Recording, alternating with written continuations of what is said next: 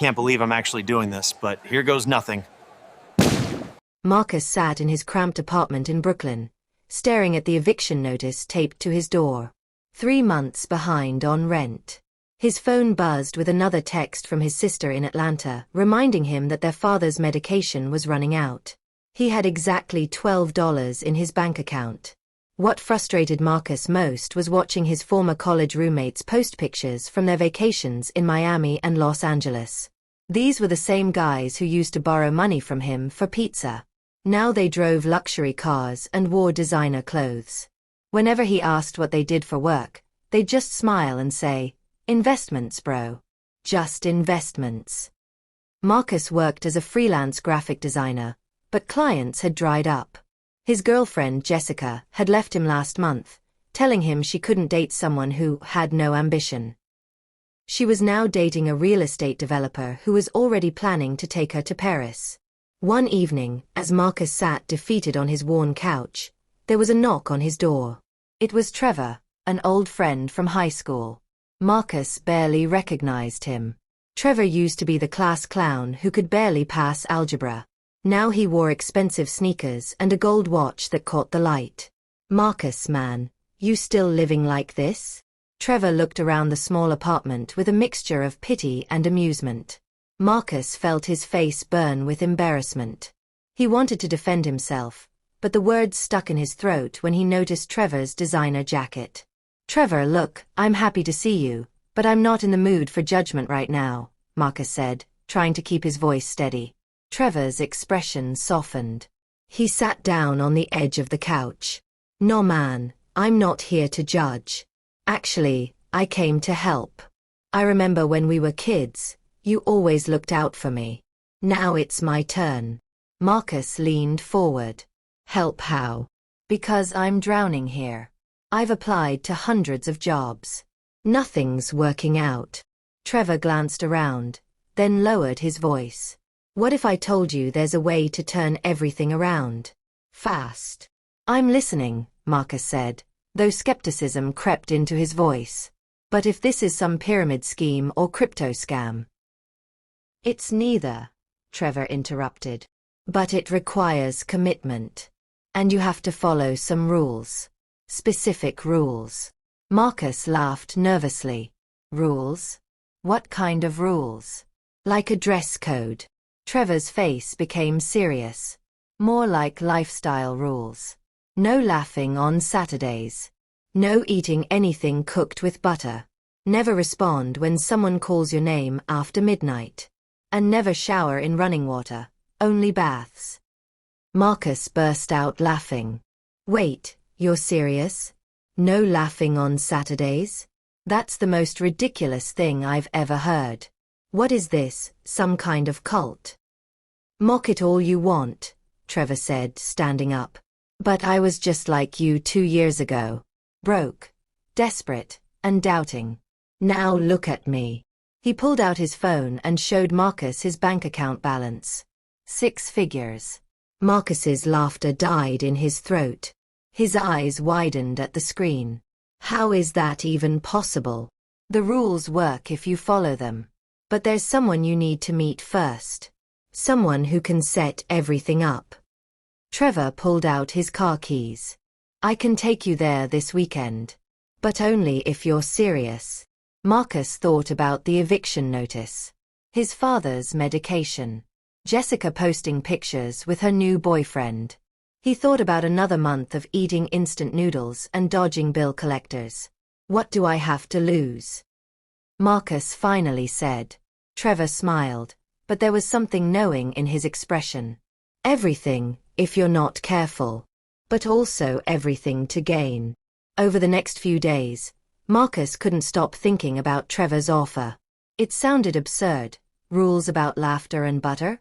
But the evidence was right there. Trevor had gone from nothing to everything. Other guys from their neighborhood had too. On Saturday morning, Trevor picked Marcus up in a sleek black car. They drove for over an hour, leaving the city and heading into rural upstate New York. The roads became narrower, the houses fewer and farther between. "Where exactly are we going?" Marcus asked, watching the landscape turn increasingly isolated. "You'll see," Trevor said cryptically. Finally, they pulled up to a small cabin surrounded by woods. The place looked ordinary enough: weathered wood siding, a small porch, nothing particularly unusual. But Marcus felt a strange unease settle in his stomach. An elderly woman answered the door. She was small, with sharp eyes that seemed to look right through Marcus. She wore simple clothes and had her gray hair pulled back in a tight bun. "This is Mama Ruth," Trevor said respectfully. "Come in, child," she said to Marcus, her voice raspy but firm. "Trevor tells me you're ready to change your circumstances." Inside, the cabin smelled of herbs and incense. Candles flickered on various surfaces. Mama Ruth gestured for Marcus to sit at a small wooden table. "Before we begin," she said, pouring him a cup of tea, "you need to understand what you're agreeing to. This isn't magic. This is an exchange. You follow the requirements, and opportunities will open for you. Your mind will sharpen. People will trust you. Doors that were closed will swing open." "And the rules?" Marcus asked. Mama Ruth pulled out a worn notebook and began reading. "No laughter on Saturdays. This teaches restraint and discipline. No butter in your food. This purifies your intentions. Never respond to your name after midnight. This protects your energy. Only bathe in still water. This keeps you grounded." Marcus wanted to laugh again, but something about Mama Ruth's serious expression stopped him. "And if I break one of these rules?" Her eyes darkened. "Then you break the agreement. And everything you've gained will be taken back. With interest." Trevor shifted uncomfortably beside him. "There's more," Mama Ruth continued. "If you violate the rules severely, the consequences can be permanent. I've seen people lose more than money. They lose their minds." Marcus felt a chill run down his spine. This was beginning to sound less like an opportunity and more like a trap. But then he thought about returning to his empty apartment, to another week of rejection emails and disconnection notices. "I'll do it," he heard himself say. Mama Ruth nodded slowly. "Then we begin the initiation next week. Bring these items: a white candle, 7 silver coins, a small mirror, and a photograph of yourself. Come prepared, because once we start, there's no turning back." As they drove back to the city, Marcus stared out the window, his mind racing. What had he just agreed to? Were these rules really the key to success, or was he making the biggest mistake of his life? If you're enjoying this story, please hit that like button and subscribe to the channel. Share your thoughts in the comments. Would you follow these rules for wealth? The week dragged by slowly. Marcus found himself obsessively thinking about the rules. He practiced not laughing on Saturday, which turned out to be harder than expected. His neighbor's dog got loose and chased the mailman down the street, normally hilarious. Marcus had to bite his lip and look away. He researched alternatives to butter, stocking his kitchen with olive oil and coconut oil. The midnight rule made him anxious. He started putting his phone on silent at 11:45 p.m., afraid someone might call and he'd instinctively answer. When Saturday came again, Trevor picked him up before dawn. Marcus carried a backpack with the items Mama Ruth had requested: a white candle he'd bought from a spiritual shop, 7 quarters he'd polished until they shined, a compact mirror, and a photo of himself from last year when he still had hope in his eyes. The drive felt longer this time.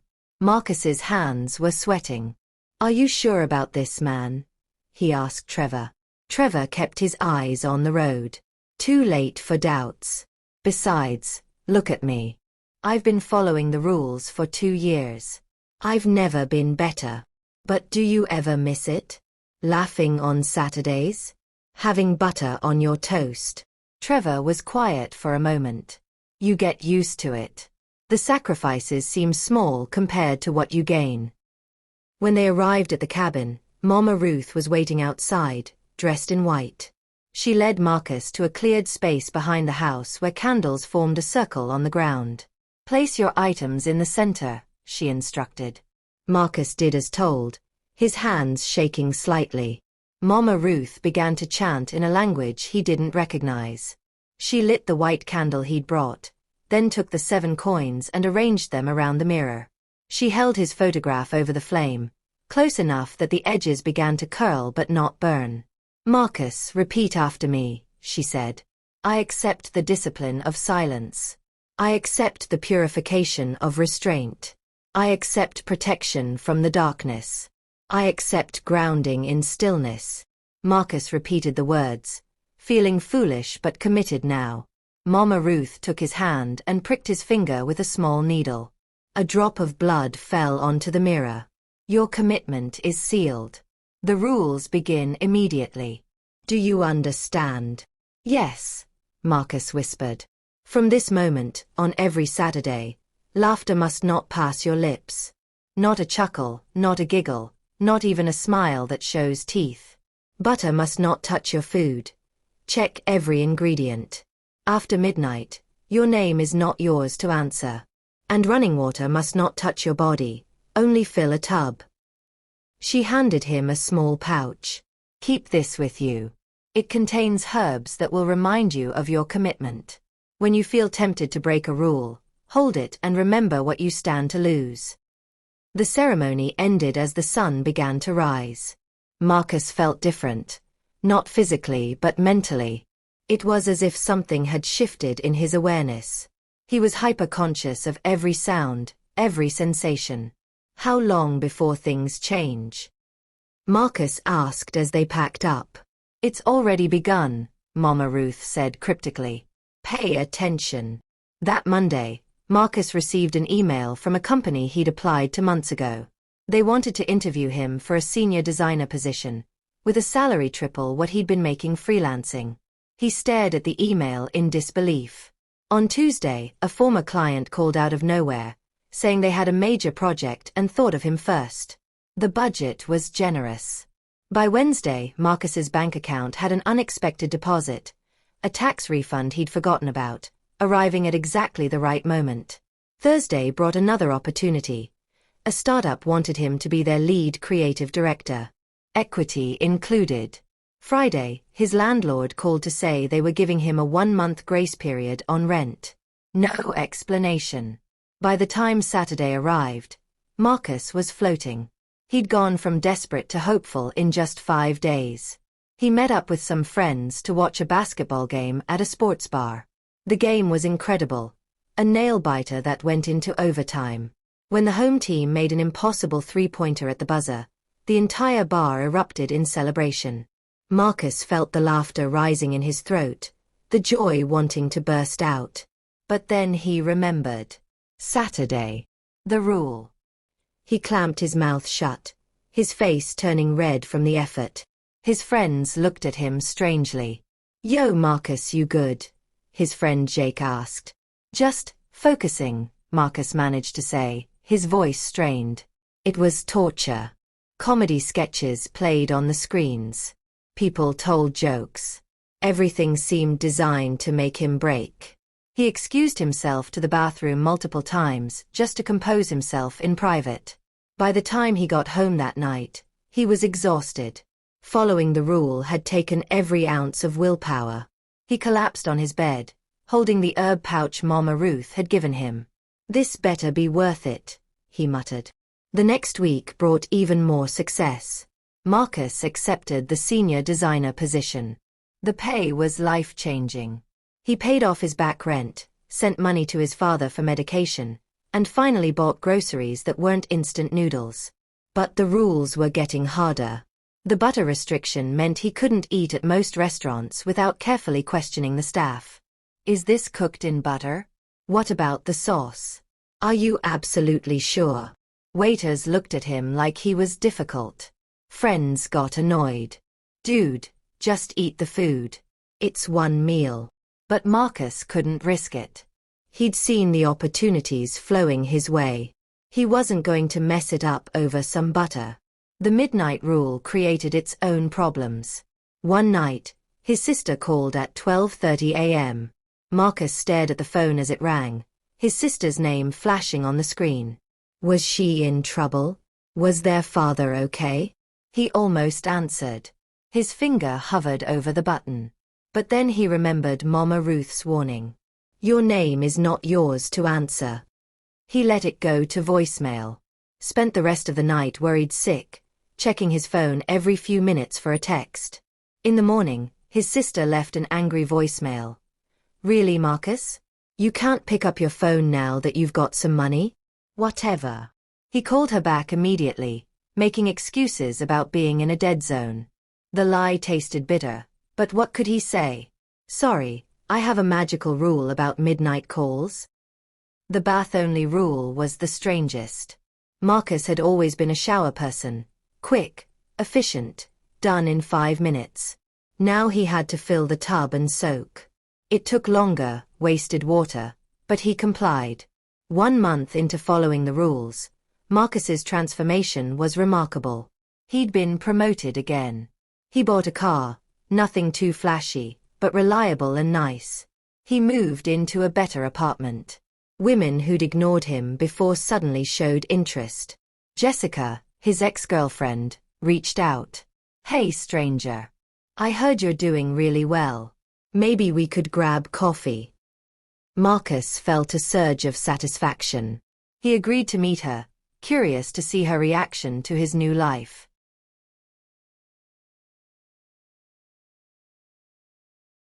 When she saw him at the cafe, her eyes widened. Wow, Marcus. You look different. Successful. They talked for hours. She apologized for leaving, said she'd been stupid, that she'd always cared about him. By the end, she was holding his hand across the table. Maybe we could try again, she suggested, her eyes hopeful. Marcus thought about it. Part of him wanted to say yes, to prove he'd won. But another part remembered how quickly she'd abandoned him when things were hard. I don't think so, Jess. But thanks for the coffee. He walked away feeling powerful. The rules were working. Everything was coming together. But in the back of his mind, a small voice whispered, what happens when you slip? Because everyone slips eventually. 3 months into his new life, Marcus had become someone he barely recognized. He wore tailored suits to work, had over $50,000 in savings, and had been featured in a design magazine as an up-and-coming creative visionary. Trevor called regularly to check on him. You're doing great, man. Just keep following the rules. I'm proud of you. Marcus had settled into a routine. Saturdays were spent carefully avoiding any comedy shows, funny movies, or social situations where jokes might be told. He meal prepped on Sundays, ensuring everything was butter-free. He put his phone on Do Not Disturb from 11:45 p.m. to 12:30 a.m. every night. And he'd installed a beautiful bathtub in his new apartment, making his bath time a meditation ritual. The rules had become second nature. Almost.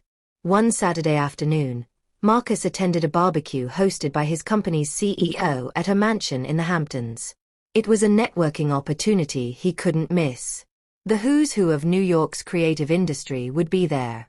He drove out in his new car, feeling confident. He'd brought his own food, grilled vegetables and chicken he'd prepared himself, no butter. He'd reminded himself multiple times. It's Saturday. No laughing. No matter what. The party was elegant. String lights hung across the massive backyard. A live band played jazz. Marcus mingled, making connections, discussing potential collaborations.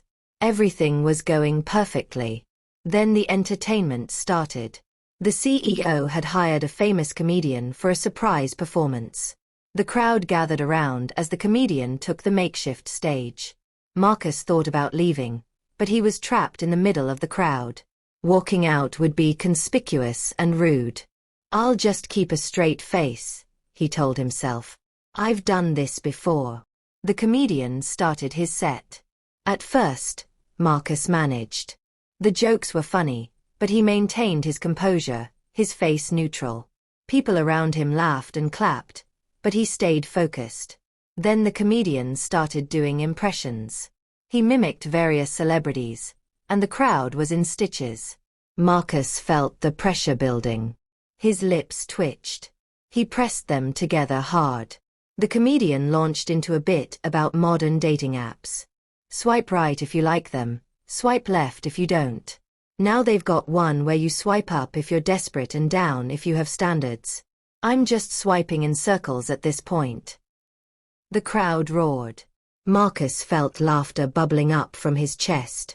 He coughed, trying to disguise it. Sweat formed on his forehead. Then came the moment that broke him. The comedian told a story about accidentally showing up to a funeral in a full clown costume because he'd mixed up his calendar appointments. The visual he painted, the voices he did, the physical comedy, it was too much. Marcus tried. He really tried. He bit the inside of his cheek until it bled. He thought of sad things.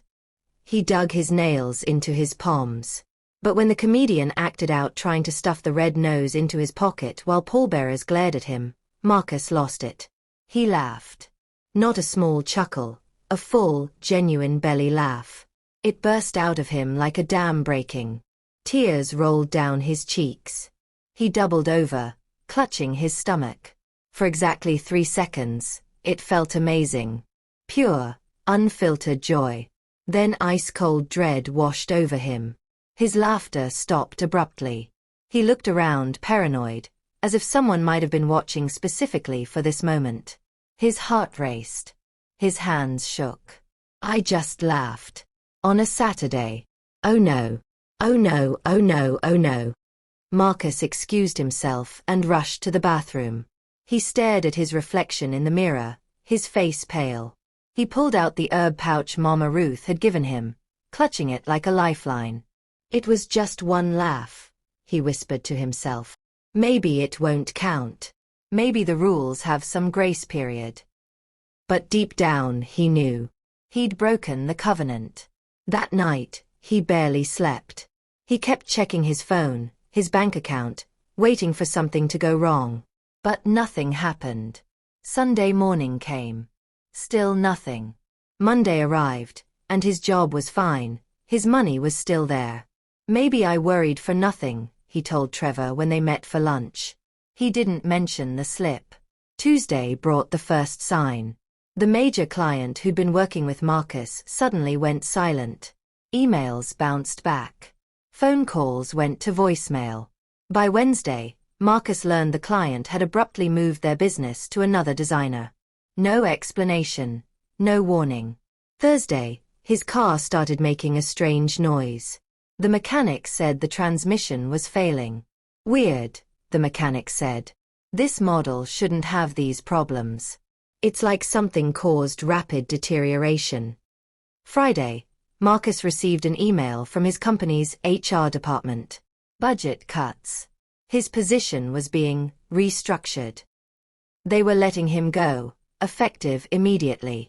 Marcus sat in stunned silence in his apartment. A week ago, everything was perfect. Now it was unraveling like a sweater with a pulled thread. He called Trevor in a panic. It's happening. Everything's falling apart. I think I broke a rule. There was a long pause. What did you do? I laughed. On Saturday. At a party. I tried not to, but I couldn't help it. Trevor's voice went cold. Marcus, I warned you. We all warned you. The rules aren't suggestions. It was one time. One laugh. How is that fair? Fair. Trevor laughed bitterly. This isn't about fair. You made an agreement. You signed up for this, knowing the consequences. So what do I do? How do I fix it? Trevor sighed. You need to go back to Mama Ruth. Maybe she can help. But Marcus, it's going to cost you. The repair is always more expensive than the original deal. Marcus drove upstate the next day, his heart heavy with dread. The cabin looked more ominous now, the woods darker and more foreboding. Mama Ruth opened the door before he could knock. Her expression told him she already knew why he was there. Come in, child. Sit down. Marcus collapsed into a chair at her table. I messed up. I broke the rule. I laughed on Saturday. I'm sorry. Everything's falling apart. Please, tell me how to fix this. Mama Ruth poured tea with steady, ancient hands. The agreement was clear. When you break it, the exchange reverses. What was given must be taken back. But I'm willing to be more careful now. I'll never slip again, I promise. Promises, she said softly, are easy to make and hard to keep. You've learned that. So there's nothing I can do. Mama Ruth was quiet for a long moment, staring into her tea. Finally, she spoke. There is one way. But the price is high. Higher than before. Anything, Marcus said desperately. I'll do anything. The restoration requires a sacrifice. Something valuable to you. Someone valuable. Marcus felt his blood run cold. What do you mean, someone? A life for a life. Energy for energy. Someone close to you must take your place. Their fortune for yours. No, Marcus said immediately. Absolutely not. I won't hurt anyone. Then you'll continue to fall, Mama Ruth said matter-of-factly. Your money will vanish.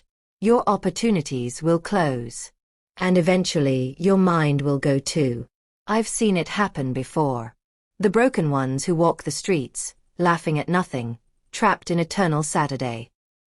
Marcus thought of Trevor's warning, rumors he'd heard of others who'd gone mad after breaking their agreements. Think carefully, Mama Ruth said. You have 7 days to decide. Your girlfriend? Your sister? Your father? Choose wisely, or choose to lose everything. Marcus stumbled out of the cabin, his mind reeling. This couldn't be happening. He just wanted a break from poverty, a chance at success. How had it turned into this nightmare? As he drove home, rain started to fall. Heavy, punishing drops that made it hard to see the road. Marcus felt like he was driving through a metaphor for his life, unable to see ahead, unable to turn back, just moving forward into darkness. Marcus didn't sleep for the next 3 days. Every time he closed his eyes, he saw faces. His father, his sister, Jessica, Trevor. Mama Ruth's voice echoed in his mind. Choose wisely, or choose to lose everything. He couldn't do it. He wouldn't sacrifice someone else to save himself. But the consequences of his refusal were brutal and swift. His bank account hemorrhaged money. Unexpected charges appeared. Medical bills he'd never seen, debts he didn't remember owing, penalties and fees that multiplied overnight. His savings of $50,000 dwindled to 20, then 10, then nothing. His new apartment's management suddenly claimed there was an issue with his lease. I'm sorry, sir, but we've discovered you're not actually approved for this unit. You'll need to vacate within 30 days. Marcus tried to argue, showed them his signed lease, but the paper had changed. The signatures looked different. His name was misspelled. It was as if reality itself was being rewritten. The car broke down completely. The mechanic said, "It's totaled. I've never seen metal corrode this fast. It's like it aged 20 years in 2 weeks." Worst of all were the stares. People looked at Marcus differently now, as if they could sense something wrong with him. Former colleagues avoided him. Networking contacts stopped returning calls. Even strangers on the street seemed to give him a wide berth. Trevor finally agreed to meet him at a coffee shop. He looked uncomfortable, glancing around nervously as if being seen with Marcus might contaminate him. "You didn't go back to Mama Ruth," Trevor said. "It wasn't a question. I went. She told me what I'd have to do. I can't, Trevor. I won't sacrifice someone else for my mistakes." Trevor rubbed his face. "Then you're done, man. I'm sorry, but you're done. This thing doesn't stop. It just keeps taking until there's nothing left. There has to be another way." "There isn't." Trevor leaned forward, his voice low and urgent. "Listen to me. I've seen this before. There was a guy in my neighborhood, Carlos. He broke the rules, refused to make the sacrifice. Within 6 months, he lost everything. Money, home, family. But that wasn't the worst part. What was the worst part? He lost his mind. Last I heard, he's living on the streets, laughing constantly. Can't stop. Every day is Saturday for him now. He laughs at nothing, at everything. People think he's just another crazy homeless guy. But I know the truth. Marcus felt sick. That's going to happen to me. Unless you make the sacrifice. Trevor stood up. I can't be seen with you anymore, Marcus. I'm sorry. You're bad luck now. Whatever's been taken from you is looking for more, and I can't risk being close when it finds you. Wait. But Trevor was already walking away, out of the coffee shop, out of Marcus's life. That night, Marcus returned to his diminishing apartment and broke down. He'd lost his job, his money, his home, his friends. All because of one Saturday laugh. One moment of human joy had triggered an avalanche of loss. He thought about Mama Ruth's offer. He thought about his father, old and sick in Atlanta. His sister, young and full of life with 2 kids. Jessica, who'd hurt him but didn't deserve what Mama Ruth was asking. I can't, he whispered to the empty room. I'm not a murderer. By the end of the month, Marcus was living out of his car. The insurance payout had been just enough to buy a beat-up old sedan that smelled like mildew. He parked it in different locations each night, avoiding police who might ticket him for sleeping in his vehicle. The Saturday rule haunted him still. Even in his lowest state, he couldn't laugh on Saturdays. He'd tried once, thinking maybe breaking the rule again would somehow reverse things or end his misery. But when he forced himself to laugh, nothing came out. It was as if his ability to laugh on Saturdays had been surgically removed. He started recognizing others like him. Hollow-eyed people who looked prosperous once but now wore that unmistakable sheen of supernatural punishment. They avoided each other's gazes, connected by a shameful secret they couldn't share. One Saturday evening, desperate and nearly delirious from hunger, Marcus found himself walking through a neighborhood he didn't recognize.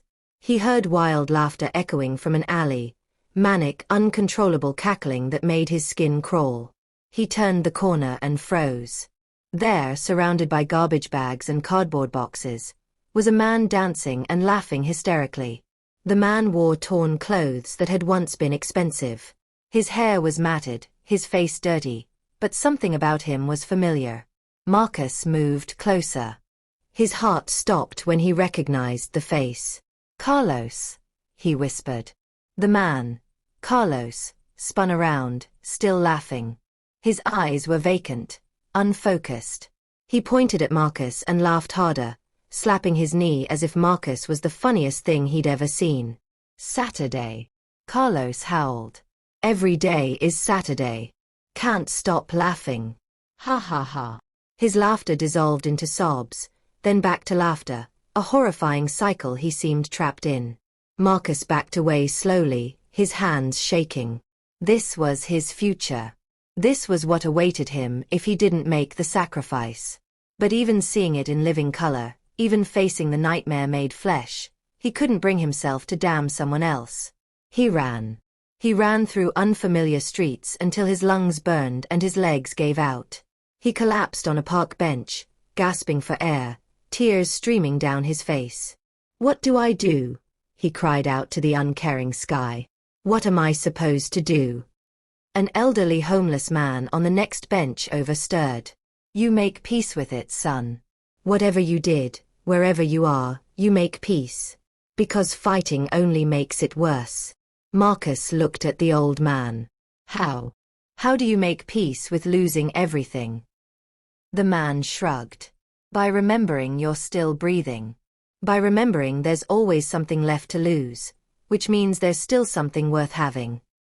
It wasn't comforting, exactly, but it was something.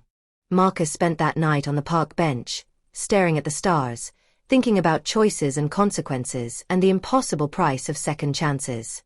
The next morning, he received a call from an unknown number. Against his better judgment, he answered. Marcus.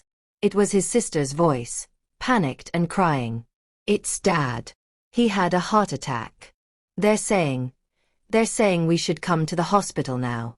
It doesn't look good. Marcus felt something inside him break. The one person he'd thought was safe, the one person he could never sacrifice, was being taken anyway. Not by his choice but by life. By fate. By whatever cosmic force was balancing accounts. "I'm coming," he said, his voice hollow. "I'm coming right now." As he drove south in his beat-up car, breaking speed limits and praying the engine would hold together, Marcus understood something Mama Ruth hadn't said. The sacrifice was always going to happen. He could choose it, or life would choose it for him. Either way, the price would be paid. He just wished he'd learned that lesson before laughing on that damned Saturday. Marcus drove through the night, his knuckles white on the steering wheel. The car's check engine light had been on for 50 miles, but he didn't care. Nothing mattered except reaching his father. He called his sister repeatedly, but she didn't answer. Each ring that went to voicemail twisted the knife deeper into his chest. He imagined his father in a hospital bed, machines beeping, his sister holding his hand, both of them wondering where Marcus was. "Please," Marcus whispered to whatever was listening. "Not him. Take everything else, but not him." But deep down, he knew that's exactly what was being taken. His father had been the one constant in his life, the one person who'd always believed in him even when Marcus didn't believe in himself. Of course that's what the universe would target. The wound had to cut deep. He arrived at the hospital in Atlanta at dawn, his car sputtering into the parking lot on fumes. He sprinted through the automatic doors, found his way to the ICU, and burst into his father's room. His sister sat by the bed, red-eyed and exhausted. Their father lay unconscious, tubes and wires connecting him to various machines. The steady beep of the heart monitor was the only sound. "Where have you been?" His sister's voice was cold. "I called you hours ago. I was in New York. I came as fast as I could." "Of course you were in New York. Living your fancy new life while Dad..." Her voice broke. Marcus moved to his father's bedside. The man looked smaller than he remembered, fragile. His strong hands were now thin and spotted with age. Marcus took one hand gently in his own. "I'm sorry, Dad. I'm so sorry." The doctor came in an hour later, her expression grave. "I need to discuss your father's condition. He's stable for now, but the damage to his heart was extensive. He needs surgery, a bypass. It's expensive, and his insurance will only cover part of it." "How much?" Marcus asked. The doctor quoted a figure that made his sister gasp. It was exactly the amount Marcus had in his savings at the peak of his success. Money he no longer had. After the doctor left, Marcus's sister turned to him. "I heard you got some big job in New York. That you've been doing really well." Marcus couldn't meet her eyes. "That's complicated. Dad needs help, Marcus. This is life or death. If you have money." "I don't." The words tasted like ash. "I lost it all. The job, the apartment, everything." His sister stared at him in disbelief. "How? How do you go from broke to successful and back to broke in a few months?"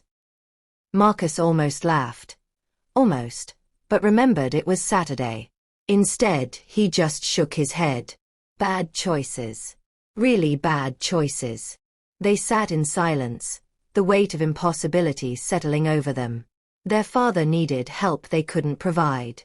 All of Marcus's shortcuts and deals had led him right back to helplessness, but now with even higher stakes.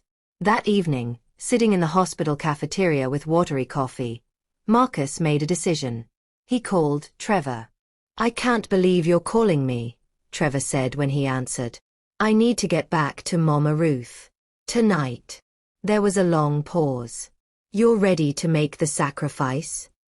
"No. But I need to talk to her. There has to be another way. Please, Trevor. My father is dying." Trevor sighed. "Meet me at the usual spot in 2 hours." The drive back upstate felt surreal. Marcus had left his sister at the hospital with a promise he'd find a way to help. He didn't know how he'd keep that promise, but desperation had become his compass. Mama Ruth was waiting on her porch when they arrived, rocking in an old chair as if she'd been expecting them. The moon cast long shadows through the trees. "You've come back," she said simply. "My father is dying. He needs surgery.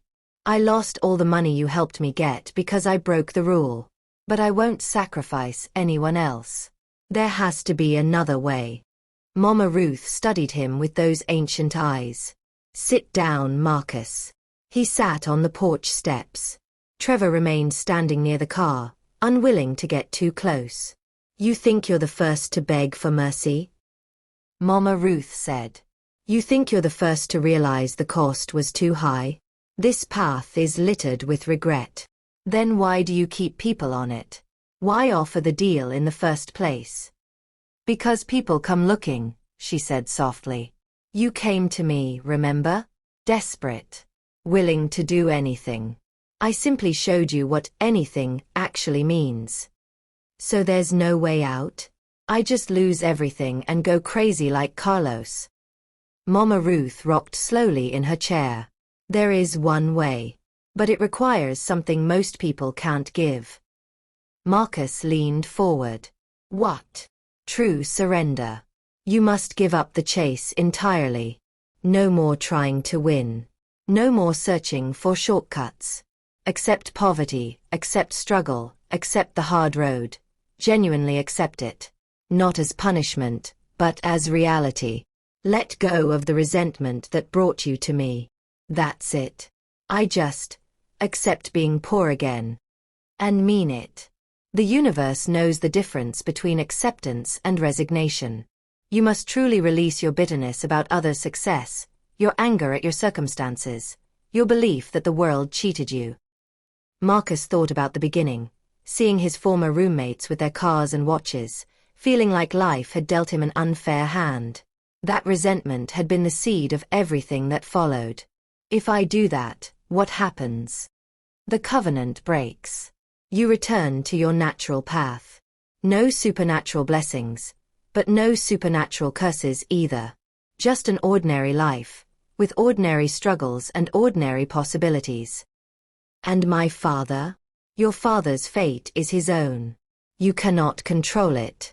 But without the curse draining your energy, perhaps you'll find natural ways to help him." Marcus closed his eyes. An ordinary life. After tasting success, could he really accept going back to struggling? Living paycheck to paycheck? Watching others succeed while he worked 3 times as hard for a fraction of the reward? But then he thought of Carlos, laughing maniacally in that alley. He thought of Trevor's haunted eyes, still following rules that imprisoned him. He thought of his father in that hospital bed. "I accept," Marcus said quietly. "I let it go. All of it. The resentment, the shortcuts, the belief that I'm owed something. I'll take the ordinary life." Mama Ruth studied him for a long moment. "You mean it?" "I mean it." She reached into her pocket and pulled out something small, the photograph he'd given her during the initiation. She held it over a candle flame until it caught fire, burning completely to ash. "It is done. The covenant is broken. Go home, Marcus. Live your regular life." Marcus felt something shift inside him, like a weightlifting he hadn't known he was carrying. The obsessive thoughts about the rules quieted. The anxiety loosened its grip. Just like that. Just like that. "But remember, if you come seeking shortcuts again, I will not help you twice. Some lessons can only be learned once." Marcus drove back to Atlanta that night, arriving at the hospital just before dawn. His father was still unconscious, but stable. His sister had fallen asleep in the chair beside the bed. Over the next week, Marcus did something he hadn't done in months. He asked for help. Real help, from real people. He created a crowdfunding campaign explaining his father's situation. He called old clients, not for business, but asking if they knew anyone who might contribute. He swallowed his pride and reached out to his extended family, to his church, to his community. It was humbling. It was hard.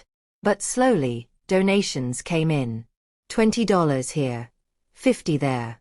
Former co-workers contributed. His sister's friends shared the campaign.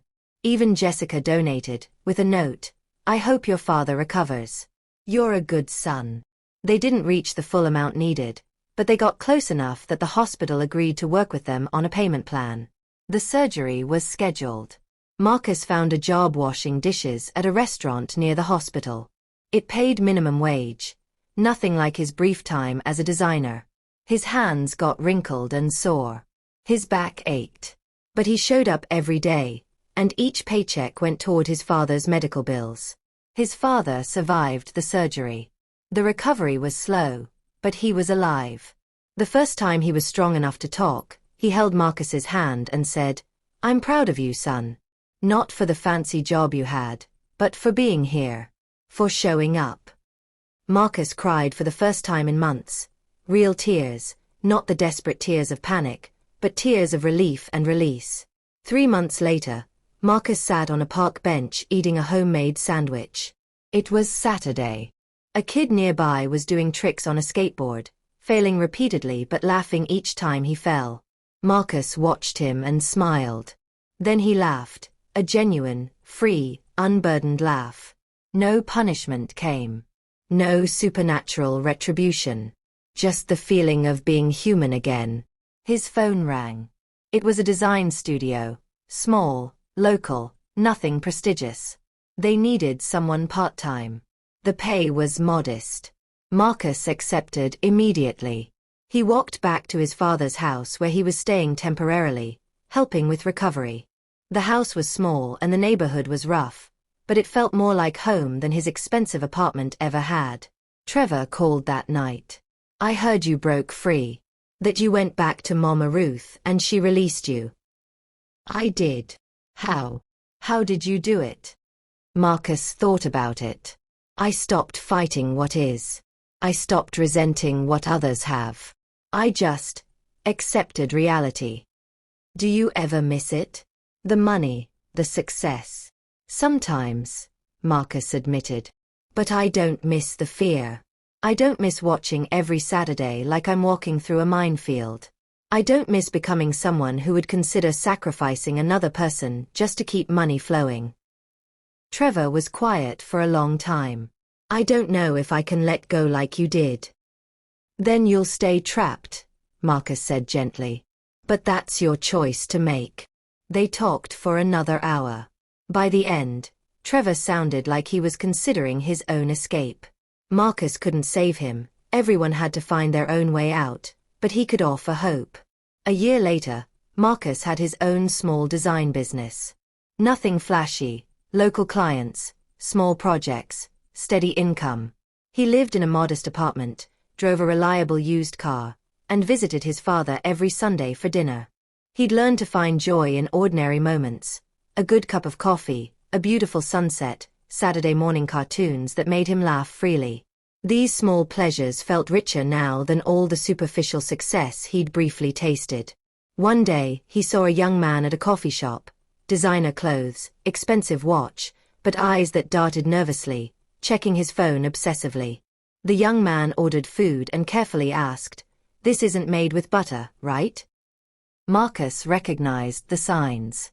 He walked over and sat down uninvited. "Let me guess," Marcus said. "You can't laugh on Saturdays." The young man's eyes widened. "How did you?" "Because I used to be you.